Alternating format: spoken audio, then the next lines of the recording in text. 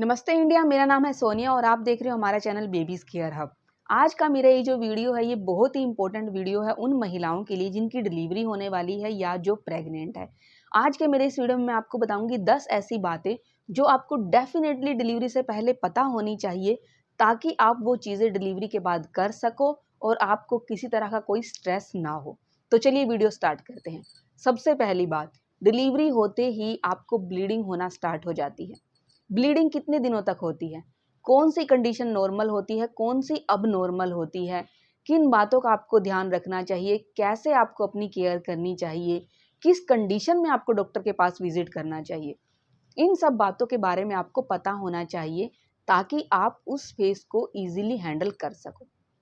दूसरी बात, आपकी जब डिलीवरी होती है वो नॉर्मल डिलीवरी हो या सिजेरियन डिलीवरी हो, आपको स्टिचेस लगते हैं। उन स्टिचेस की देखभाल आपको कैसे करनी है, किन बातों का आपको ध्यान रखना है, अगर स्टिचेस से ब्लीडिंग होती है तो आपको क्या करना है, क्या होम रेमेडीज आप कर सकते हो, कब आपको डॉक्टर के पास विजिट करना चाहिए, इन सब बातों के बारे में आपको पता होना चाहिए। तीसरी बात, डिलीवरी के बाद ब्रेस्ट फीडिंग करवाना एक बहुत ही इंपॉर्टेंट चीज़ होती है जो कि माँ के लिए और बेबी के लिए दोनों के लिए ज़रूरी होता है।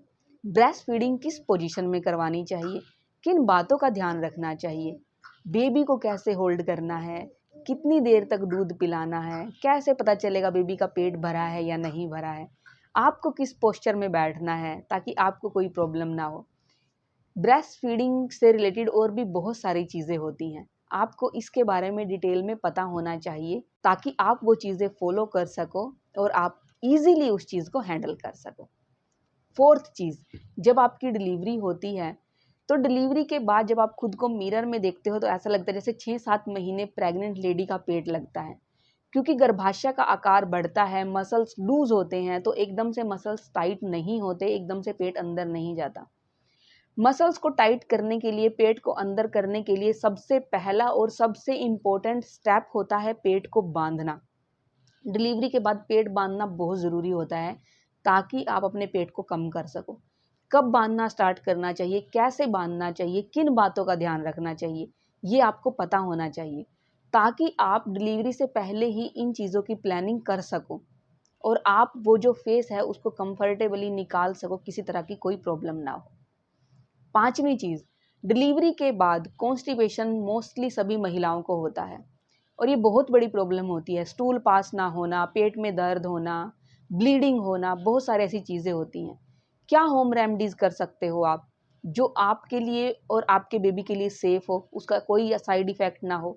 तो इस चीज़ पे आपको सर्च करना चाहिए। आप यूट्यूब देखो, गूगल पे देखो या फिर अपनी फैमिली से कंसल्ट करो, लेकिन आपको ये चीज़ें पता होनी चाहिए क्योंकि बहुत ही पेनफुल सिचुएशन हो जाती है वो, अगर डिलीवरी के बाद कॉन्स्टिपेशन की प्रॉब्लम हो तो। बेबी को संभालना होता है, बेबी की केयर करनी होती है, खुद की देखभाल करनी होती है, इसीलिए इसके बारे में भी आपको पता होना चाहिए। जो भी ये 10 चीज़ें मैं आपको बताने वाली हूँ, जो मैं 5 चीज़ें आपको बता चुकी हूँ और 5 आगे बताने वाली, इन सभी टॉपिक पे मेरे चैनल पे डिटेल में वीडियो है जिनमें मैंने कोशिश की है सारी चीज़ें अच्छे से क्लियर करने की, होम रेमेडीज़ बताने की। अगर आप वो वीडियोस देखते हो तो आई एम श्योर कि आपको डेफिनेटली हेल्प मिलेगी। तो आप ये जो मैं 10 की 10 चीज़ें बता रही हूँ, आप ये वीडियोस मेरे चैनल पे देख सकते हो। मेरे चैनल पे ये सारी वीडियो आपको मिल जाएंगी। छठी चीज़, डिलीवरी के बाद मालिश करवाना क्यों ज़रूरी होता है, क्यों ज़रूरी होती है मसाज, किस तेल से करवानी चाहिए, कब से स्टार्ट करनी चाहिए। देखिए, डिलीवरी के बाद हमारी बॉडी को रिकवर करने में मसाज बहुत ही इम्पोर्टेंट रोल प्ले करती है, बट उसके लिए आपको डिलीवरी से पहले जो दाई माँ होते हैं या फिर जो मसाज वाली होती हैं उनसे आपको कांटेक्ट भी करना होता है, उनसे आपको बात करके रखनी पड़ती है कि कब से आपको मालिश करवानी है, कब से उनको बुलाना है। तो ये सारी चीज़ें आपको डिलीवरी से पहले प्लान करनी पड़ती है। अगर डिलीवरी के 20 दिन बाद, 25 दिन बाद आपको ये पता चल रहा है कि मालिश करवानी है, मालिश करवानी चाहिए, मालिश करवानी बहुत ज़रूरी होती है, तो उस टाइम पे ना बहुत ज़्यादा गुस्सा आता है, स्ट्रेस होता है कि क्यों हमें किसी ने ये चीज़ें बताई नहीं, काश हमें भी पता होती, हम भी वो चीज़ें कर लेते, हमें बेनिफिट मिल जाता उन चीज़ों का। इसीलिए मैं आप लोगों के साथ आज सारी चीज़ें शेयर कर रही हूँ। मसाज ज़रूर करवाएं डिलीवरी के बाद, कम से कम 40 डेज़ तक।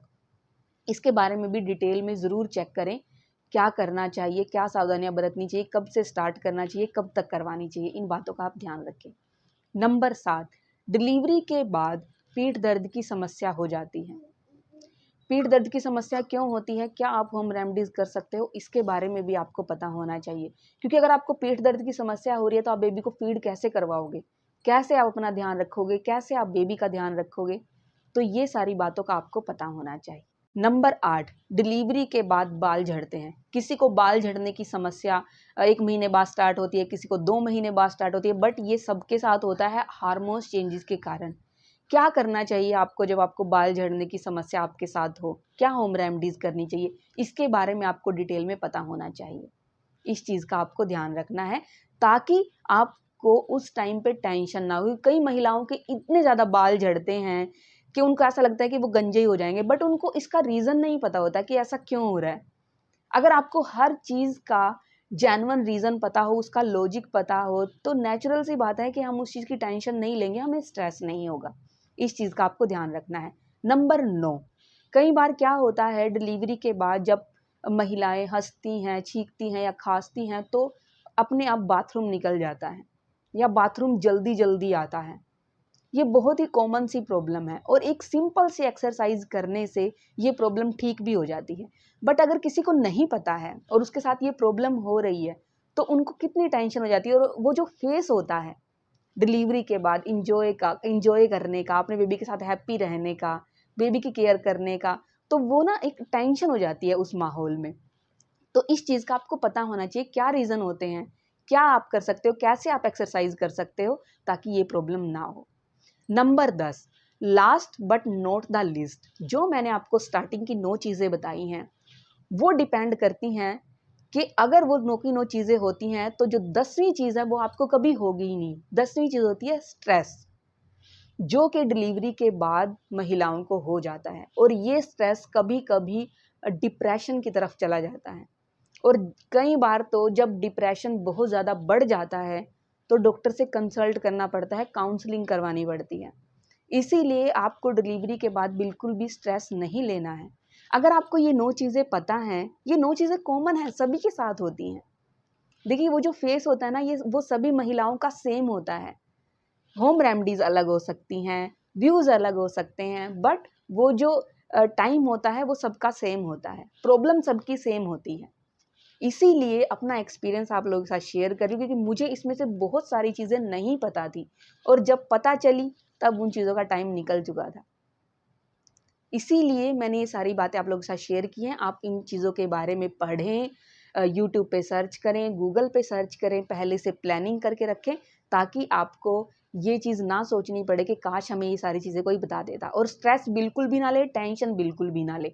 खुश रहें ताकि आप खुश रहोगे तो आपका बेबी भी खुश रहेगा, बेबी भी हैप्पीली रहेगा। मैंने पहले भी अपनी वीडियो में बोला है, जितनी खुशी रहेगी आपके अंदर, जितना आप हेल्दी रहोगे, उतनी ही खुशी, उतनी हैप्पीनेस आपके दूध के थ्रू बेबी के पास जाएगी और बेबी भी उतना हेल्दी और हैप्पी रहेगा। आई होप कि आपको ये मेरा वीडियो ज़रूर पसंद आएगा। अगर पसंद आए तो प्लीज़ लाइक बटन हिट करना मत भूलिएगा, और चैनल पे नए तो चैनल को सब्सक्राइब ज़रूर कर लेना, बेल आइकन पे प्रेस करना ताकि आने वाली हर नई और इन्फॉर्मेटिव वीडियो का नोटिफिकेशन आपको मिल सके। शेयर ज़रूर करना प्लीज़ ताकि बाकी न्यू मदर्स को भी हेल्प मिल सके जो कि जिनकी डिलीवरी होने वाली है। Thank you so much, thank you for watching.